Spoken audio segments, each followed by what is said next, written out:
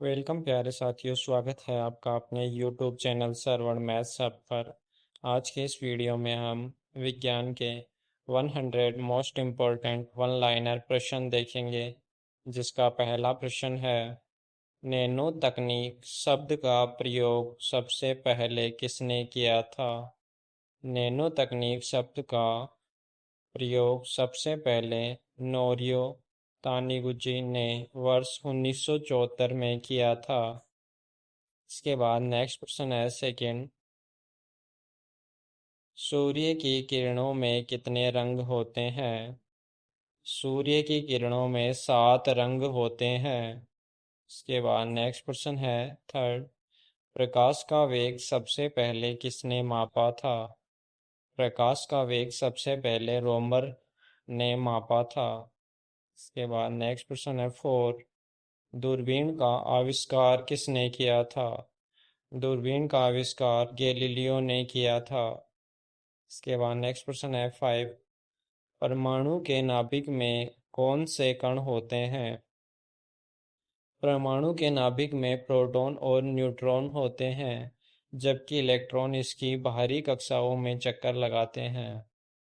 इसके बाद नेक्स्ट प्रश्न है सिक्स, पॉजिट्रॉन की खोज किसने की थी? पॉजिट्रॉन की खोज एंडरसन ने की थी। इसके बाद नेक्स्ट प्रश्न है सेवन, हाइड्रोजन बम का सिद्धांत किस पर आधारित है? हाइड्रोजन बम नाभिकीय संलयन के सिद्धांत पर आधारित है। इसके बाद नेक्स्ट प्रश्न है एट, रेडियोधर्मिता की खोज किसने की थी? रेडियोधर्मिता की खोज हेनरी पेकुरल ने की थी।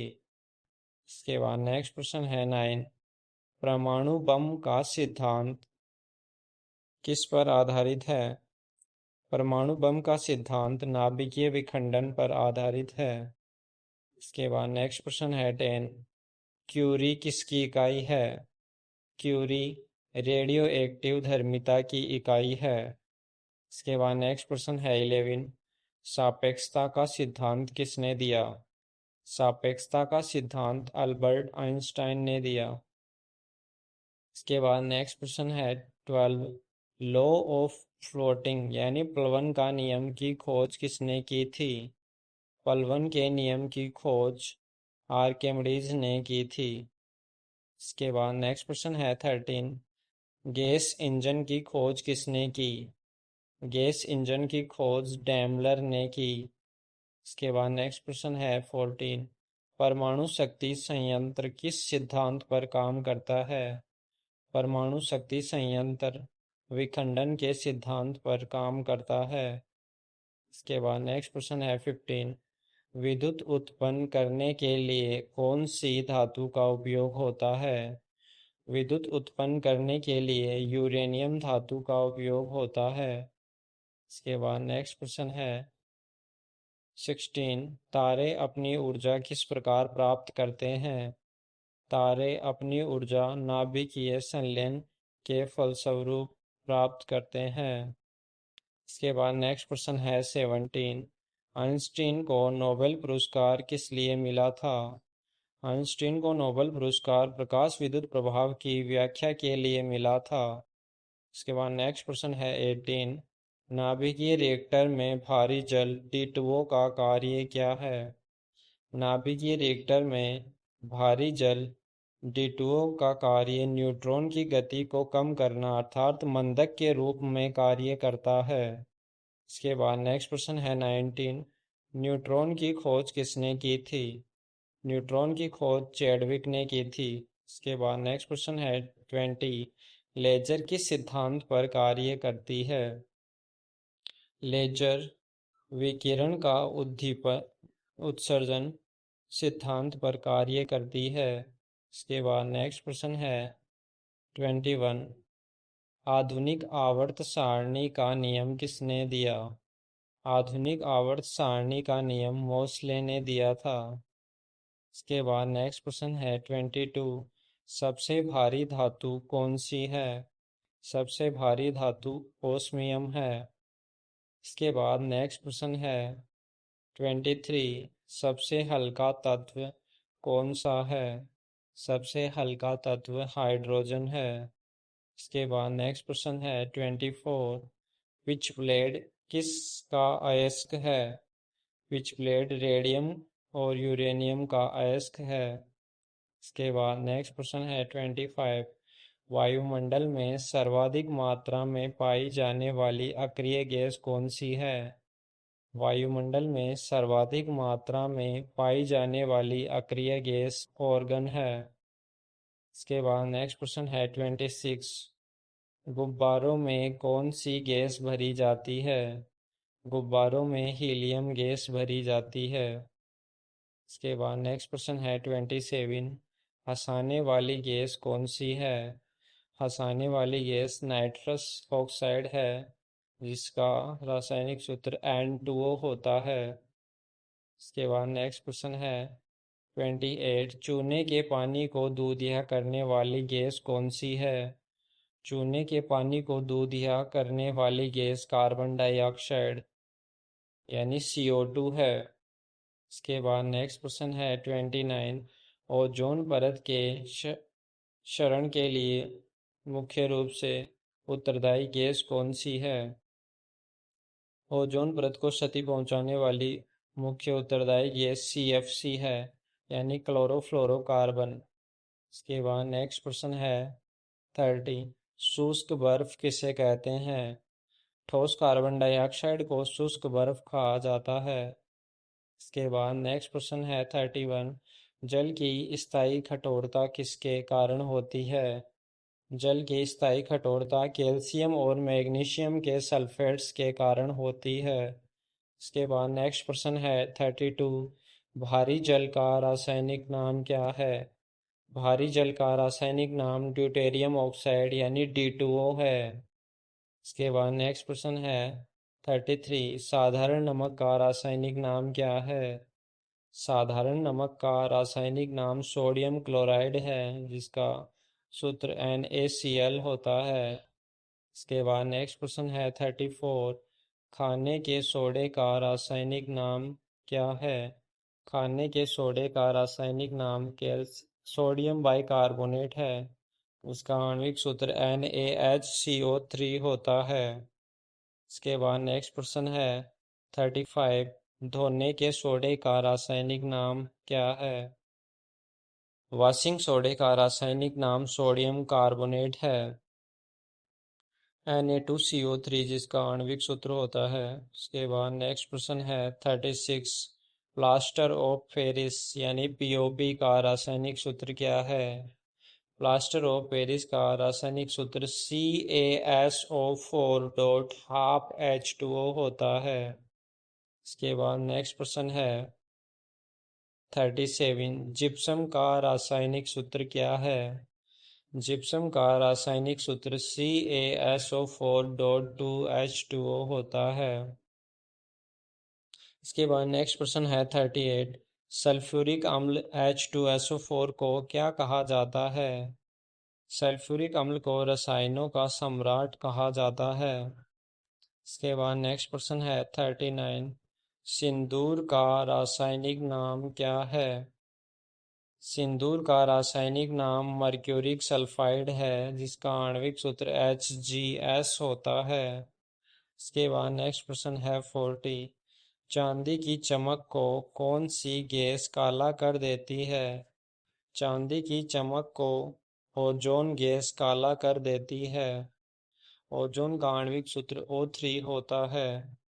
इसके बाद नेक्स्ट प्रश्न है 41। जीव विज्ञान के जनक कौन है? जीव विज्ञान के जनक अरस्तु है। इसके बाद नेक्स्ट प्रश्न है 42। वनस्पति विज्ञान के जनक कौन है? वनस्पति विज्ञान के जनक थियोफ्रेस्टस है। इसके बाद नेक्स्ट प्रश्न है 43। कोशिका का अध्ययन क्या कहलाता है? कोशिका का अध्ययन साइटोलॉजी कहलाता है। इसके बाद नेक्स्ट प्रश्न है 44। कोशिका शब्द का प्रयोग सर्वप्रथम किसने किया? कोशिका शब्द का सर्वप्रथम प्रयोग रॉबर्ट हुक ने किया था। इसके बाद नेक्स्ट प्रश्न है 45। कोशिका का ऊर्जा घर यानी पावर हाउस किसे कहा जाता है? कोशिका का ऊर्जा ग्रह माइटोकॉन्ड्रिया को कहा जाता है। इसके बाद नेक्स्ट क्वेश्चन है 46। आत्महत्या की थैली कौन कहलाती है? आत्महत्या की थैली लाइसोसोम को कहा जाता है। इसके बाद नेक्स्ट क्वेश्चन है 47। प्रोटीन की फैक्ट्री किसे कहा जाता है? प्रोटीन की फैक्ट्री राइबोसोम को कहा जाता है। इसके बाद नेक्स्ट क्वेश्चन है 48। आनुवांशिकी के पिता कौन है? आनुवांशिकी के पिता ग्रेगर जॉन मेंडल है। इसके बाद नेक्स्ट प्रश्न है 49। डीएनए की द्विकुंडलित संरचना किसने दी? डीएनए की द्विकुंडलित संरचना वाटसन एवं क्रिक ने दी थी। डीएनए का पूरा नाम डीऑक्सी राइबो न्यूक्लिक अम्ल होता है। डीएनए का पूरा नाम डीऑक्सी राइबो न्यूक्लिक अम्ल होता है। इसके बाद नेक्स्ट क्वेश्चन है 50। मनुष्य में गुणसूत्रों की संख्या कितनी होती है? मनुष्य में गुणसूत्रों की संख्या 23 जोड़ी होती है, अर्थात 46 गुणसूत्र होते हैं। इसके बाद नेक्स्ट प्रश्न है 51। शरीर की सबसे बड़ी हड्डी कौन सी है? मानव शरीर की सबसे बड़ी हड्डी जांघ की हड्डी होती है, जिसे फीमर कहा जाता है। इसके बाद नेक्स्ट क्वेश्चन है 52। मानव शरीर की सबसे छोटी हड्डी कौन सी है? मानव शरीर की सबसे छोटी हड्डी स्टेपिस है, जो कि कान में पाई जाती है। इसके बाद नेक्स्ट क्वेश्चन है 53। मानव शरीर में सबसे बड़ी ग्रंथि कौन सी है? मानव शरीर में सबसे बड़ी ग्रंथि यकृत है।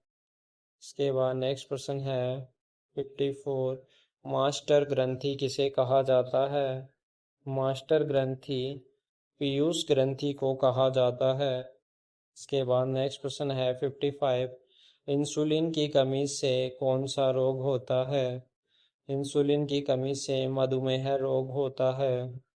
इसके बाद नेक्स्ट क्वेश्चन है 56।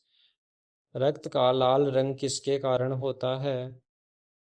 रक्त का लाल रंग हीमोग्लोबिन के कारण होता है। इसके बाद नेक्स्ट क्वेश्चन है 57। रक्त का थक्का जमने में सहायक विटामिन कौन सा है? रक्त का थक्का जमने में सहायक विटामिन विटामिन के है। इसके बाद नेक्स्ट क्वेश्चन है 58। सर्वदाता रक्त समूह है कौन सा है? सर्वदाता रक्त समूह है ओ है। इसके बाद नेक्स्ट क्वेश्चन है 59। सर्वग्राही रक्त समूह है कौन सा है? सर्वग्राही रक्त समूह है ए बी है। इसके बाद नेक्स्ट क्वेश्चन है 60। रक्त का पीएच मान कितना होता है? रक्त का पीएच मान 7.4 होता है। इसके बाद नेक्स्ट क्वेश्चन है 61। स्वस्थ मनुष्य का रक्तचाप कितना होता है? स्वस्थ मनुष्य का रक्तचाप 120 पर 80 mmHg होता है। इसके बाद नेक्स्ट क्वेश्चन है 62। मूत्र का पीला रंग किसके कारण होता है? मूत्र का पीला रंग यूरोक्रोम के कारण होता है। इसके बाद नेक्स्ट क्वेश्चन है 63। दूध की शुद्धता किस यंत्र से मापी जाती है? दूध की शुद्धता लैक्टोमीटर से मापी जाती है। इसके बाद नेक्स्ट प्रश्न है 64। विटामिन सी का सर्वोत्तम स्रोत क्या है? विटामिन सी का सर्वोत्तम स्रोत आंवला है। इसके बाद नेक्स्ट क्वेश्चन है 65। बेरी बेरी रोग किस विटामिन की कमी से होता है? बेरी बेरी रोग विटामिन B1 की कमी से होता है। इसके बाद नेक्स्ट प्रश्न है 66। रतौंधी किस विटामिन की कमी से होता है? रतौंधी यानी नाइट ब्लाइंडनेस विटामिन ए की कमी से होता है। इसके बाद नेक्स्ट प्रश्न है 67। घेंगा रोग किसकी कमी से होता है? गोइटर जो है रोग आयोडीन की कमी से होता है। इसके बाद नेक्स्ट प्रश्न है 68। टाइफाइड से शरीर का कौन सा अंग प्रभावित होता है?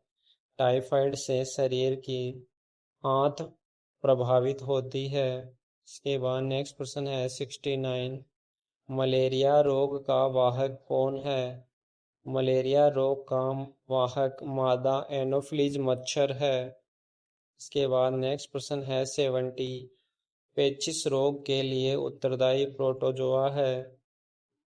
पेचिश रोग के लिए उत्तरदायी प्रोटोजोआ एंट अमीबा है। इसके बाद नेक्स्ट प्रश्न है 71। पायरिया रोग शरीर के किस अंग को प्रभावित करता है? पायरिया रोग मसूड़ों को प्रभावित करता है। इसके बाद नेक्स्ट प्रश्न है 72। मनुष्य के हृदय में कितने कोष्ठक होते हैं? मनुष्य के हृदय में 4 कोष्ठक होते हैं, जिन्हें आलिंद और नीले के नाम से जाना जाता है, जो कि बायां और दायां दोनों होते हैं। इसके बाद नेक्स्ट प्रश्न है 73। पेस मेकर का संबंध किससे है? पेस मेकर का संबंध हृदय की धड़कन से है। इसके बाद नेक्स्ट क्वेश्चन है 74। लार में पाया जाने वाला एंजाइम कौन सा है? लार में पाया जाने वाला एंजाइम टाइलिन है। इसके बाद नेक्स्ट प्रश्न है 75। रक्त को शुद्ध करने वाला अंग कौन सा है? रक्त को शुद्ध करने वाला अंग वृक्क यानी किडनी है। इसके बाद नेक्स्ट प्रश्न है 76। तंत्रिका तंत्र की इकाई को क्या कहते हैं? तंत्रिका तंत्र की इकाई को न्यूरॉन कहते हैं। इसके बाद नेक्स्ट प्रश्न है 77। गुर्दे की कार्यात्मक इकाई क्या है? किडनी की कार्यात्मक इकाई नेफ्रॉन है। इसके बाद नेक्स्ट प्रश्न है 78। चेचक के टीके की खोज किसने की? चेचक के टीके के खोजकर्ता एडवर्ड जेनर है। इसके बाद नेक्स्ट प्रश्न है 79। पेनिसिलिन की खोज किसने की? पेनिसिलिन के खोजकर्ता अलेक्जेंडर फ्लेमिंग है। इसके बाद नेक्स्ट प्रश्न है 80। रेबीज के टीके की खोज किसने की? रेबीज के टीके की खोज लुई पाश्चर ने की। इसके बाद नेक्स्ट प्रश्न है 81। विश्व का सबसे बड़ा पक्षी कौन सा है? शुतुरमुर्ग विश्व का सबसे बड़ा पक्षी है। इसके बाद नेक्स्ट प्रश्न है 82। शरीर का सबसे कठोर तत्व कौन सा है? शरीर का सबसे कठोर तत्व इनेमल है, जो कि दांत की परत में पाया जाता है। इसके बाद नेक्स्ट प्रश्न है 83। हाइड्रोफोबिया रोग किसके कारण होता है? हाइड्रोफोबिया रोग विषाणु यानी वायरस के कारण होता है। इसके बाद नेक्स्ट प्रश्न है 84। मानव शरीर में जल की मात्रा कितनी होती है? मानव शरीर में जल की मात्रा लगभग 65 से 80% तक होती है। इसके बाद नेक्स्ट प्रश्न है 85। पित्त कहाँ से स्रावित होता है? पित्त यकृत से स्रावित होता है। इसके बाद नेक्स्ट प्रश्न है 86। टीबिया नामक हड्डी शरीर में कहाँ पाई जाती है? टीबिया नामक हड्डी पैर में पाई जाती है। इसके बाद नेक्स्ट प्रश्न है 87। दांतों और हड्डियों की संरचना के लिए आवश्यक तत्व है। दांतों और हड्डियों की संरचना के लिए आवश्यक तत्व कैल्शियम और फास्फोरस है। इसके बाद नेक्स्ट प्रश्न है 88। पत्तियों का हरा रंग किसके कारण होता है? पत्तियों का हरा रंग क्लोरोफिल के कारण होता है। नेक्स्ट क्वेश्चन है 89। प्रकाश संश्लेषण की क्रिया सबसे अधिक किस रंग में होती है? प्रकाश संश्लेषण की क्रिया सबसे अधिक लाल रंग में होती है। इसके बाद नेक्स्ट प्रश्न है 90। आत्महत्या की थैली किसे कहा जाता है? आत्महत्या की थैली लाइसोसोम को कहते हैं। इसके बाद नेक्स्ट प्रश्न है 91। रेशम के कीड़ों का पालन क्या कहलाता है? रेशम के कीड़ों का पालन सेरीकल्चर कहलाता है। इसके बाद नेक्स्ट प्रश्न है 92। मधुमक्खी पालन का अध्ययन क्या कहलाता है? मधुमक्खी पालन का अध्ययन एपीकल्चर कहलाता है। इसके बाद नेक्स्ट प्रश्न है 93।